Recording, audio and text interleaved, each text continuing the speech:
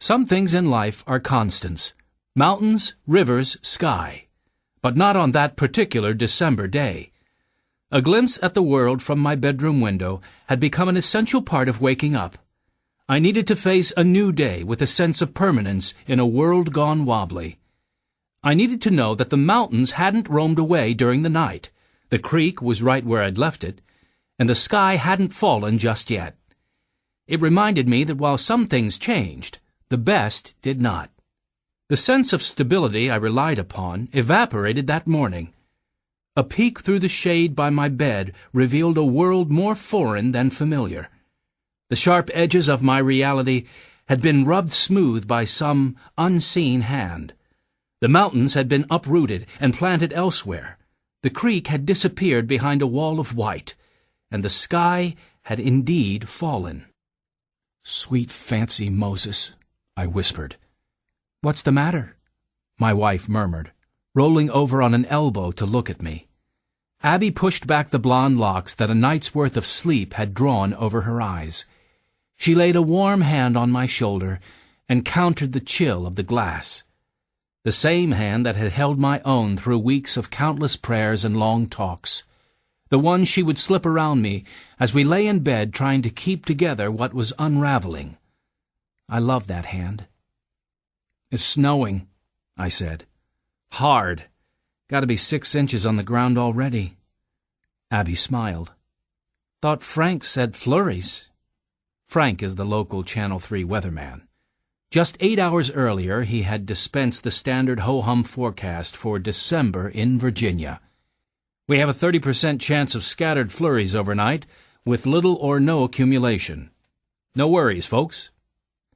With his usual confidence and an ensemble of green screen maps, Doppler radar, barometric pressure readings, and AccuCheck surface temperatures, it had appeared he knew what he was talking about. But as I lifted the shade to get a clear view of the snow piling up in the yard, I became convinced that Frank's scientific approach to weather forecasting involved a call to his aunt in West Virginia, who stuck her head out the door and told him what was on the way. I smiled. Well, I guess he was right. There's just a few more flurries that are a little less scattered. No way you'll have school. Why don't you go back to bed? She yawned. "Check on the kids for me?" "Sure thing," I said. "Be careful going to work." "I will." "And call me right away if it happens." "Okay. Promise?" I looked away and pretended to be interested in the snow while I searched for an answer. Promise? I wasn't sure I could.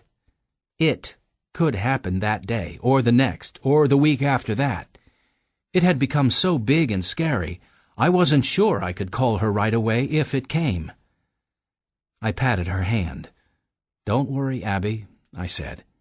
"I'm not worried any more." I know it's a bad lie, but this was the sort of lie that, if discovered, would get me a peck on the jaw as forgiveness, which was good. It was a lie I needed to be the truth. I showered and dressed, then took a right into the next room. The Disney princess lamp on the bedside table had been left on in order to keep the monsters out and the angels in. The plan had worked, too. The soft light revealed no ogres and one cherub. Sarah was still curled beneath the blankets. Her favorite stuffed bear sat at her left shoulder, keeping vigilant watch with its never-blinking eyes. "Bye, baby doll," I whispered, kissing her forehead. "The red flowers are the best," she offered. Commentary on the dream I couldn't enjoy with her. "No doubt about it," I answered, then gave her bear a tap on the noggin.